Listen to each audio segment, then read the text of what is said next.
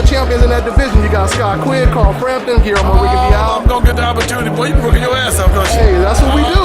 That's what we do. DONTAE'S Boxing Nation. I see it, baby. Y'all the man. That's what it is. I love what you're doing for boxing. Thank you, man. Don't stop. Keep on going strong. Keep on going hard. A lot of big fights coming this year. A lot of big fights.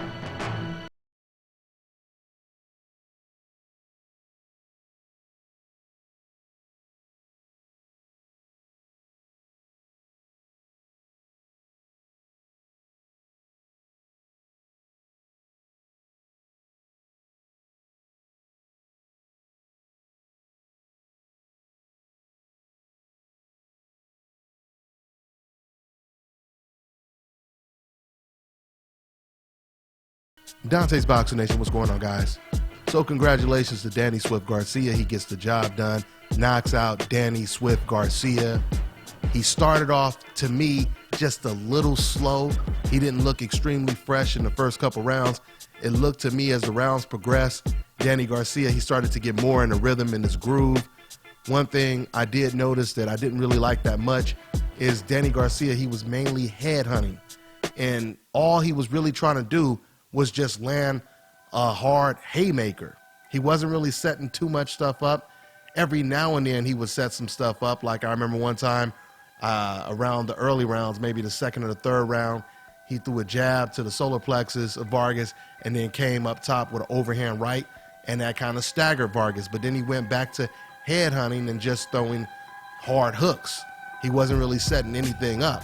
And if he does that against Keith Thurman, he may be in trouble. But truly, I don't think he's going to do that against Keith Thurman. I think we're going to see the best Danny Garcia. I mean, we haven't really seen the best Danny Garcia probably since the Matisse fight, at least as far as facing tough competition, right? So I believe that when he fights against Keith Thurman is going to bring the best out of Danny Garcia. I believe Danny Garcia, he's going to be a little cautious, not too cautious, but he's going to be cautious enough to prevent himself from being knocked out. Now, that's not to suggest he won't get knocked out, or even Keith Thurman won't get knocked out. But I believe that Danny Garcia, he's going to be a lot more cautious, like he was in the Matisse fight. Danny Garcia, he's always been known as the aggressor, but when he faced Lucas Matisse, he was the boxer in that fight. So I see a little bit of both, a little bit of give and take in a Danny Garcia versus Keith Thurman fight. I think if Danny Garcia would have been setting up more jabs or setting up combination with more jabs and going to the body, arrow spin style, I think he could have got Vargas out of there a lot earlier.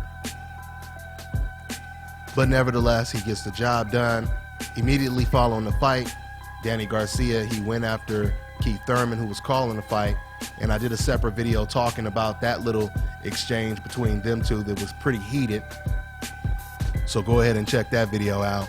But that's pretty much all I got for now, guys. I'm on to the next one. Hi, you're watching DONTAE'S Boxing Nation. Woo!